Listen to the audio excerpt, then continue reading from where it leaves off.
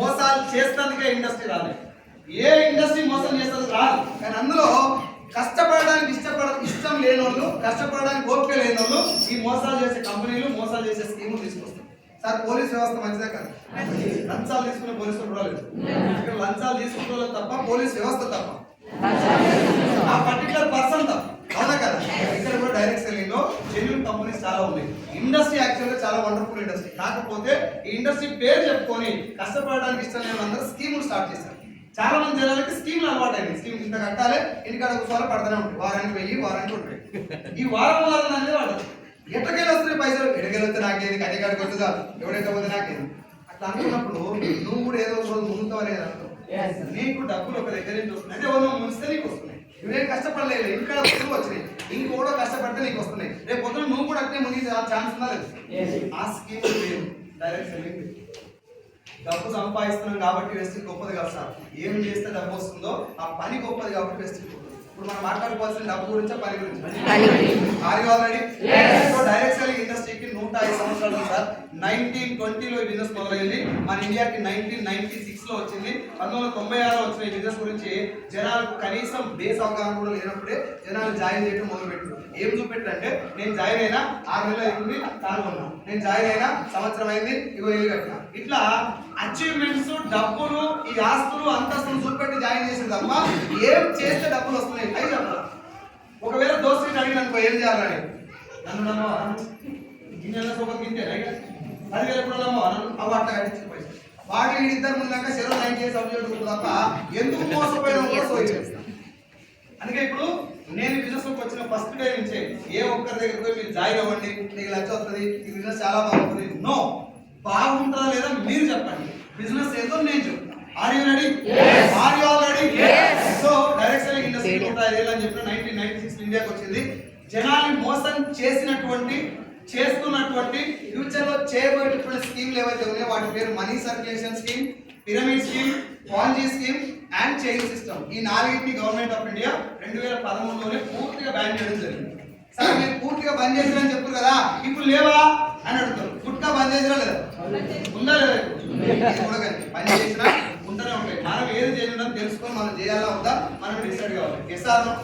ఇక్కడ ఈ 4ని బంద్ చేసిన అదే గవర్నమెంట్ 2016 సెప్టెంబర్ 9వ తారీఖున ఒరిజినల్ డైరెక్ట్ సెల్లింగ్ ఇండస్ట్రీకి 13 పేజీల గైడ్లైన్స్ ఇవ్వడం జరిగింది. 2021 డిసెంబర్ 28న మొదటిసారి ఒక గెజిట్ కూడా రిలీజ్ చేయడం జరిగింది. డైరెక్ట్ సెల్లింగ్ ఇండస్ట్రీ ఇలా ఉంటుంది.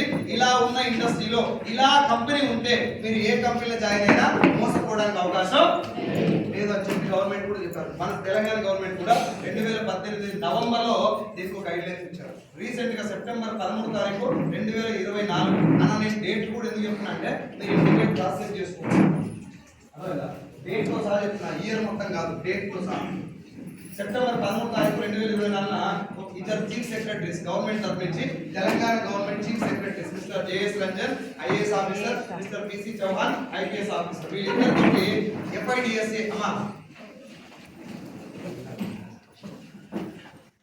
ఇండియన్ డైరెక్ట్ సెల్లింగ్ అసోసియేషన్ అయితే ఆ మీటింగ్ అటెండ్ అయినప్పుడు IAS officer JS Ranjan sir ఏం చెప్పిందంటే డైరెక్ట్ సెల్లింగ్ ఫ్యూచర్ ఉంది, ఇది చాలా అద్భుతమైన వ్యవస్థ.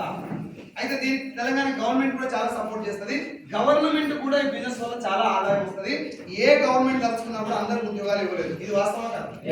ఉద్యోగాలు ఇవ్వలేనటువంటి అదే గవర్నమెంట్ ఒకవేళ ఇలాంటి ఇండస్ట్రీ సపోర్ట్ చేస్తే చాలా మంది యువత కానీ, హౌస్ వైఫ్స్ కానీ, స్టూడెంట్స్ కానీ, జాబ్ చేస్తున్న కానీ, రిటైర్డ్ ఎంప్లాయీస్ కానీ, పాసివ్ ఇన్కమ్ గురించి ఆలోచిస్తున్న వాళ్ళందరికీ ఇది ఒక మంచి సపోర్ట్ అవుతుంది. అందుకే గవర్నమెంట్స్ దీన్ని సపోర్ట్ చేస్తున్నాయి. కానీ మీరు జనాల దగ్గరికి పోయి మీ కంపెనీ యొక్క బిజినెస్ చెప్పేటప్పుడు, మేడం మీరు రండి, నీకు లక్ష వస్తుంది, సార్ నువ్వు రా, నీకు కారు వస్తుంది, ఈ లక్షలు, కార్లు, బిల్డింగ్లు, బంగ్లాలు చూపెట్టి ఆస్తులు, అంతస్తులు, డబ్బులు ప్రమోట్ చేసి జనాలు జాయిన్ చేయొద్దు. అసలు బిజినెస్ ఏంటి, ఏం చేస్తే డబ్బు వస్తుంది, ఆ పని ఎంత పవిత్రమైంది అది చెప్పండి. ఒకవేళ పని నచ్చి వాళ్ళు వస్తే వాళ్ళు ఎంత సంపాదించుకున్నా వాళ్ళకి మంచిదే, వాళ్ళ ద్వారా మీరు ఎంత సంపాదించుకున్నా మీకు మంచిదే. ఈ మాట వాస్తవం కదా, మంచి మాట కదా.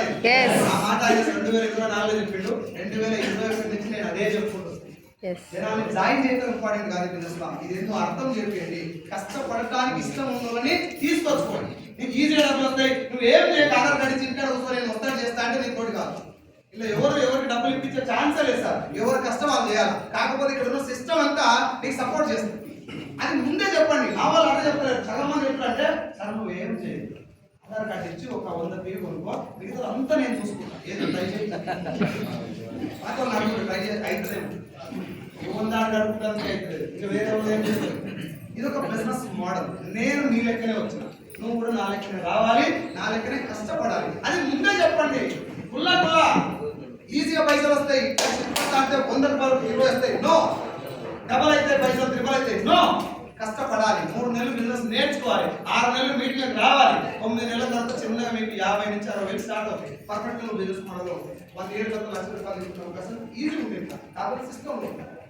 మనం ఏం చేస్తారంటే డ్రెస్ కోడ్ ఉండదు, కనీసం మీటింగ్ రారు, ఏ టైం పడుతుంది వస్తారు, 20 రూపాయలు ఫోన్ చేస్తారు ఖాళీ ఉన్నారు, ఎన్నో అనే ఇంకా ఉన్నా జాయిన్ అవుతావా, నా కింద అవుతావా, అప్పుడు నా కింద అవుతావు అన్న, నా కింద అవుతావా, ఏం ఇది కింద మీద ఇది కింద మీద బిజినెస్ కాదు. నువ్వు బిజినెస్ వాళ్ళ దగ్గర పోయి మినిమం 40 నిమిషాలు టైం తీసుకొని ఆధార్ కార్డు టచ్ కూడా చేయాల్సిన అవసరం లేదు.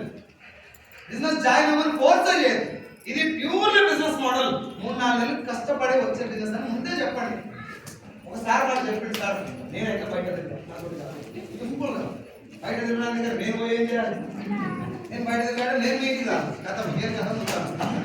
ఇంకో మేడం అయితే సార్ పొద్దున్నాక సీరియల్ వల్ల తీసుకుంటాం, మన మేడం అమ్మ నువ్వు సీరియల్ వల్లనే ఉండాలి, చాలా క్లియర్ ఉన్నారు వాళ్ళు, చాలా గ్రేట్. చాలా కష్టపడ్డా, ఫ్యామిలీ చాలా ఇబ్బందులు ఉంది సార్, మా ఆయన నేను కలిసి చాలా కష్టపడుతున్నాం, అయినా కూడా ఫ్యామిలీ నడవట్లేదు, నేను కష్టపడుతున్నా రెడీ చాలా వాళ్ళ కోసం రెడీ.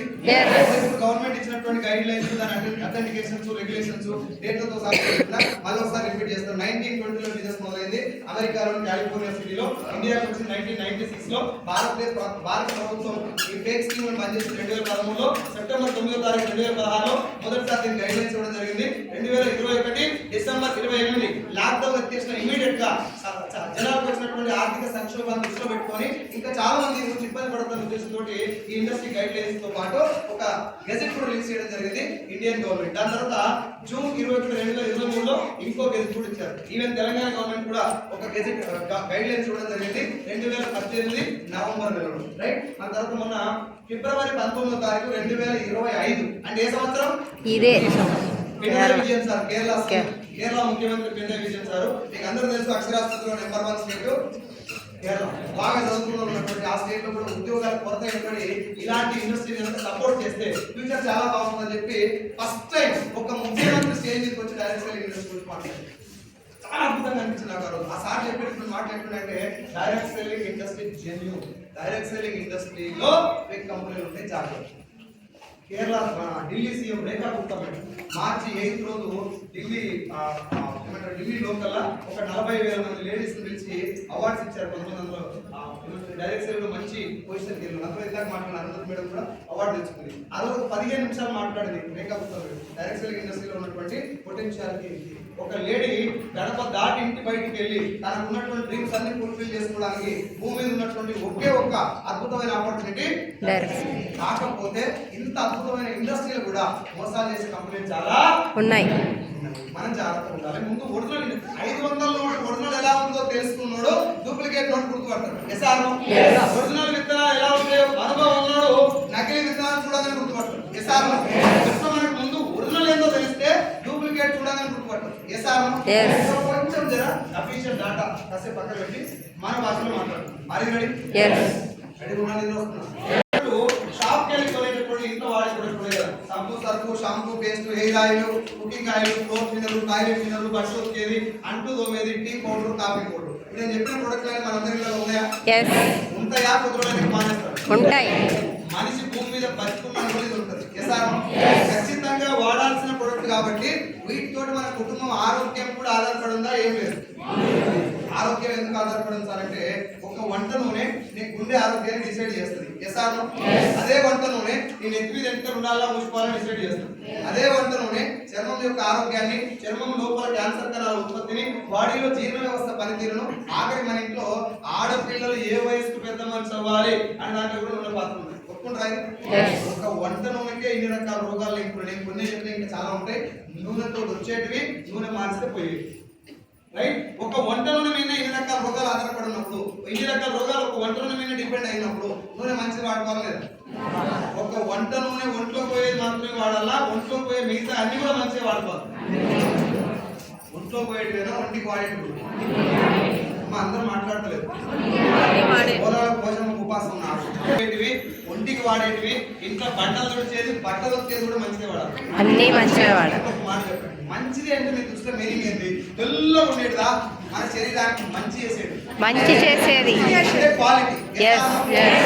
ఇప్పుడు క్వాలిటీ ప్రొడక్ట్ అది మంచిదా కాదా అనే విషయం ఎవరు చెప్పాలి మనకి? వాడిన వాళ్ళు. మనకంటే ముందు హోటల్లో ఇడ్లీ బాగుందా లేదా ఎవరు అడగాలి? తిన్నవాళ్ళు. సినిమా బాగుందా లేదా ఎవరు అడగాలి? చూస్తున్నారు. ఏదన్నా ఒక విషయం భూమి మీద అది మంచిదా కాదా మనకంటే ముందు అనుభవించినోడే మాట్లాడాలి. మరి మన ఇంట్లో వంట నూనె మంచిదా కాదా ఎవరు చెప్పాలి? ఈ నూనె వాడాలని ఎవరు చెప్పాలి? ఈ సోపే వాడాలని ఎవరు చెప్పాలి? ఇప్పుడు మనకి ఎవరు చెప్తున్నారు? సెలబ్రిటీస్.